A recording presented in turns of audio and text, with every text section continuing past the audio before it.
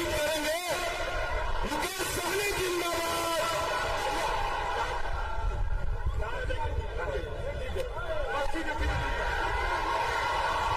बहुत बहुत धन्यवाद। आज चुनावी सभा में हमारे यहाँ पे उपस्थित है बिहार के युवा नेता, लाखों युवा को नौकरी देने वाले नेता प्रतिपक्ष छोटे भाई तेजस्वी प्रसाद यादव जी और आप सभी के लोकप्रिय प्रत्याशी बहन ऋतु जायसवाल जी और तमाम हमारे इंडिया गठबंधन के सभी वरिष्ठ नेतागण और इस सभा में बड़े संख्या में युवा साथी, सम्मानित गार्जियन, माता बहन सभी को सनाफुल्लाह को सभी को नमस्कार प्रणाम साथियों। साथियों, ज्यादा समय है नहीं, अभी भी 3 जगह कार्यक्रम है। बस आप लोगों से अपील करने के लिए आए हैं। बहन ऋतु जायसवाल जी यहाँ से चुनाव लड़ रहे हैं, राष्ट्रीय जनता दल के उम्मीदवार है, इनका चुनाव लालटेन है। आप सभी से अपील है कि मजबूती से इनको चुनाव जिताइए। और ये चुनाव के साथ साथ ये एक और अहम चुनाव है। अहम चुनाव क्या? ये देश के संविधान को बचाने का है साथियों, देश के लोकतंत्र को बचाने का चुनाव है। इसलिए साथियों, आज बाबा साहब भीमराव अम्बेडकर के बनाया हुआ संविधान के दम पर आज आपके सामने में गरीब मल्ला का बेटा, अति पिछड़ा का बेटा सर चीना का पान करके आपके सामने बात रख रहा है। तो ये बाबा साहब भीमराव अम्बेडकर का देन है साथियों। अगर बाबा साहब का संविधान नहीं होता तो आज आपके सामने में हम लोग बैठने वाले नहीं थे साथियों। इसमें साथियों, दूसरी तरफ जो लोग हैं वही कुआ वाला ठाकुर है। जो लोग आपके हाथ से पानी नहीं पी सकता है वो आपको सम्मान क्या देगा साथियों? वो सम्मान आपको क्या देगा? जो व्यक्ति आपको पानी नहीं पिला सकता है वो व्यक्ति आपको सम्मान क्या देगा साथियों? वो सम्मान क्या देगा? इसलिए साथियों, बहुत मजबूती से लड़ाई लड़ना है। जो दिल्ली में जो सरकार है आप जान रहे हैं, वो हमारे संविधान को खत्म कर रहा है। बाबा साहब ने बहुत सोच समझ कर हमारे संविधान में गरीब, पिछड़ा, दलित, ओबीसी के लिए सभी के लिए आरक्षण का व्यवस्था किया गया। इसलिए क्योंकि हजारों साल से ये समाज बहुत पीछे रह गया है इस समाज को आगे लाने के लिए। लेकिन क्या किया मोदी जी ने? देश में जितने भी सरकारी संस्था है, चाहे रेलवे हो या एयरपोर्ट हो, सारे चीज को अदानी अंबानी को निजी हाथों में दे दे रहा है, प्राइवेट कर दिया जा रहा है। अब बताइए, संविधान खत्म हो रहा कि नहीं हो रहा? जो संविधान में गरीब, पिछड़ा को आरक्षण का व्यवस्था था, अगर मोदी जी अगर सब चीज को अगर प्राइवेट के हाथ में दे देगा तो आरक्षण खत्म, तो संविधान खत्म हुआ कि नहीं हुआ? लोकतंत्र खत्म। यानी कि बनी हुई सरकार को गिरा देना, आपका चुना हुआ विधायक को फूंक देना, सांसद को फूंक देना, तो ये आपका अपमान है कि नहीं साथियों? अगर ऐसा रहा तो देश में तो जो जिसके पास ज्यादा पैसा होगा वो देश को फूंक देगा। तो इसलिए साथियों, हमें संविधान के साथ साथ लोकतंत्र को जिंदा रखना है। तो आज सभी से अपील है कि मजबूती से आप हमारे बहन ऋतु जायसवाल जी को वोट देकर जिताइए। जो मोदी जी ने वादा किया था, क्या क्या वादा किया था? हर गरीब युवा को नौकरी देंगे, विदेश से काला धन ला के देंगे, जो गरीब किसान को आज से योजना करेंगे, गरीब को पक्का मकान बना के देंगे। ये हर मोर्चे पे मोदी जी फेल है। इसलिए सरकार को हटाकर और अपनी सरकार बनाइए। राहुल गांधी जी का हाथ को मजबूत कीजिए, लालू प्रसाद यादव जी का हाथ को मजबूत कीजिए और हम लोगों का हाथ मजबूत होगा, आपका विचार पे काम होगा। बहुत बहुत धन्यवाद।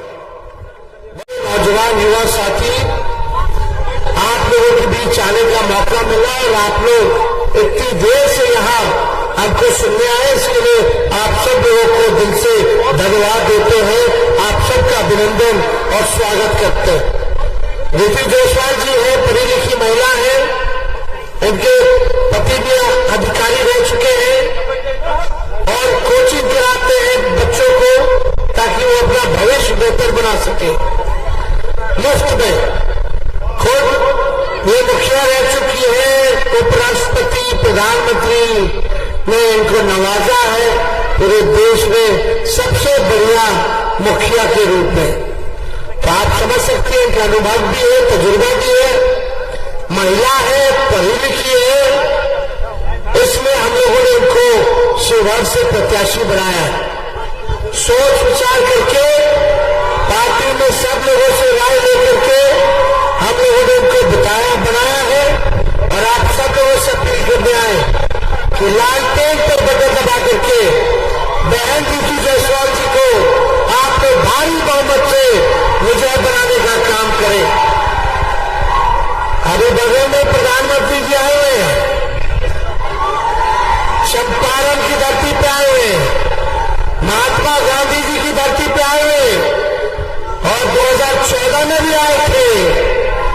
2014 में उन्होंने कहा था कि चंपारण में कि जो चीनी मिल बंद पड़ी है उसको चालू करा के उसी का चीनी का वो चाय पिएंगे।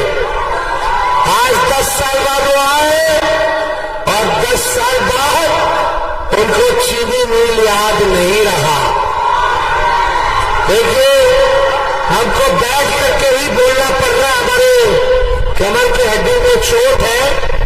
डॉक्टर ने तो कह दिया था कि आप बेड रेस्ट कीजिए, लेकिन हमने कहा डॉक्टर साहब तेजस्वी अब तभी बेड रेस्ट लेगा जब नरेंद्र मोदी जी को बेड रेस्ट नहीं करा देते। इतना बड़ा झूठा प्रधानमंत्री आपके देश में क्या दुनिया में नहीं मिलने वाला। ये इतना झूठ बोलते कि गोबर को भी हलवा बना देते। भाइयों बहनों, मोदी आएगा तो अच्छे दिन लाएगा। बताओ नौजवान भाई, बेरोजगारी बढ़ा कि नहीं बढ़ा? अच्छे दिन है। बेरोजगारी बढ़ना अच्छे दिन होता है क्या? महंगाई बढ़ा कि नहीं बढ़ा? पहले पेट्रोल मिलता था 14 में 40, आज कितना है? अच्छा, अच्छे दिन है ना? नहीं, अच्छे दिन है। मोदी जी को तो ये अच्छे दिन लगते हैं। महंगाई पहले डाइन लगती थी, अब उनको भौजाई लगती है। क्या गजब आदमी है भाई। अब गरीबी का गांव, महंगाई का मां, बेरोजगारी का बाप ही नहीं बोलते हमारे प्रधानमंत्री जी। देखो, लगातार 12 से 13 बार आ चुके प्रधानमंत्री जी बिहार। कई रात गुजार लिए पट्टों में। पता है क्यों? क्योंकि एक 34 साल के नौजवान ने नौकरी के धंधे पर प्रधानमंत्री जी को रोड पर लाने का काम किया। हमने 5 लाख लोगों को सरकारी नौकरी दी 17 महीने में। 3 लाख नौकरियां प्रक्रियाधीन कराई। होने वाला है तो चाचा जी पलट गए हमारे, वरना 8 लाख तो मिल गया होता हाथ में नियुक्ति पत्र। खैर, जो भी हो, चाचा जहां भी रहे, हमारा पूरा स्नेह उनके प्रति है, हमारा पूरा सम्मान उनके प्रति है। बुजुर्ग है, अभिभावक है। बीजेपी वाला मुकेश सहनी जी का विधायक खरीद लिया, अहमद चाचा के हाजिर कर लिए। भाजपा वाला ठीक लोग नहीं है। ये लोग संविधान को, लोकतंत्र को खत्म करना चाहते हैं और इसलिए आज सभी लोगों को एकजुट होकर के बाबा अम्बेडकर के संविधान को बचाने की जरूरत है। देश का संविधान अम्बेडकर जी ने लिखा है, बाबा अम्बेडकर ने लिखा। कोई एरू गेरू बाबा थोड़ी लिखे हैं। किसी माई के लाल में दम नहीं जो बाबा अम्बेडकर के संविधान को बदल के दिखा सके। तो आप सब लोग वो से यही अपील है, समय कम है, हम लोगों का सरकार बनेगा तो 1 करोड़ लोगों को सरकारी नौकरी पूरे देश भर में हम लोग दिलाने का काम करेंगे। कितना नौकरी पूरे देश भर में। और गरीब परिवार की हमारे माताएं बहनें हैं, हर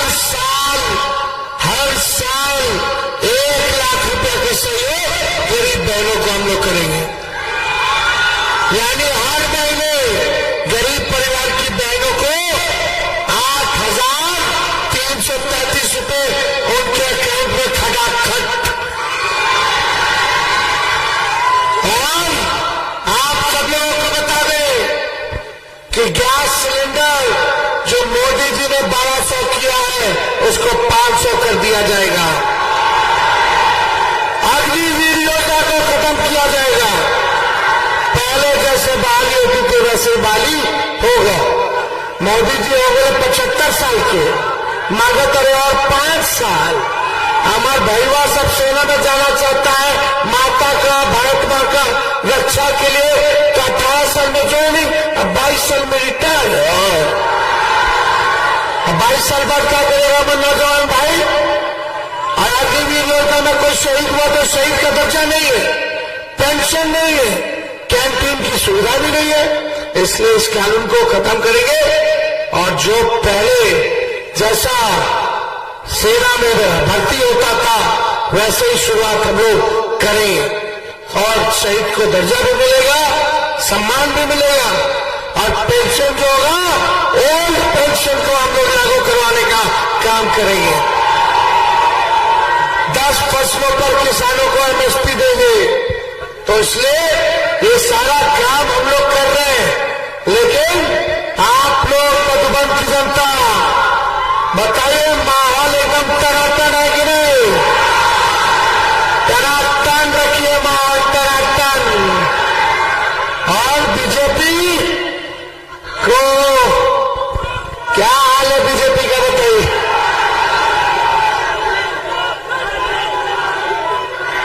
आप लोगों का जब हाल टनाटन है तो बीजेपी का सफाचट हाल है, एकदम सफाचट। तो महिलाओं के खाते में 1 लाख रुपया जाएगा खटाखट और इंडिया गठबंधन का सरकार बनेगा टकाटक। तो आप सब लोग का आशीर्वाद रहे, आप सब लोगों का प्यार मिले। बहन रीतू जायसवाल जी को जिताइए। देखिए हम ज्यादा कुछ कहेंगे नहीं कि उधर से कौन चुनाव लड़ रहा है।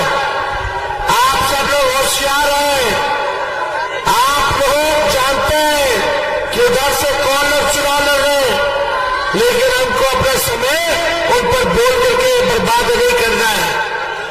आप लोग होशियार हैं। चलिए शिवर को आगे बढ़ाते हैं, शिवर के लोगों की तरक्की लाते हैं, शिवर को खुशहाल बनाया जाए। तो रीतू जायसवाल जी को एक एक वोट लालटेन पर बटन दबाइए। तो चुपचाप चुपचाप चुपचाप भाजपा बनाओ। तो आप लोगों को आशीर्वाद है तो हाथ उठा करके एक बार आशीर्वाद देने का काम कीजिए। तो रीतू जायसवाल जी को विजय का माला सौंपते। चलिए बहुत बहुत धन्यवाद। जल्दी करो, जल्दी करो। चलिए मधुबन की जनता, मधुबन की जनता बहुत बहुत धन्यवाद।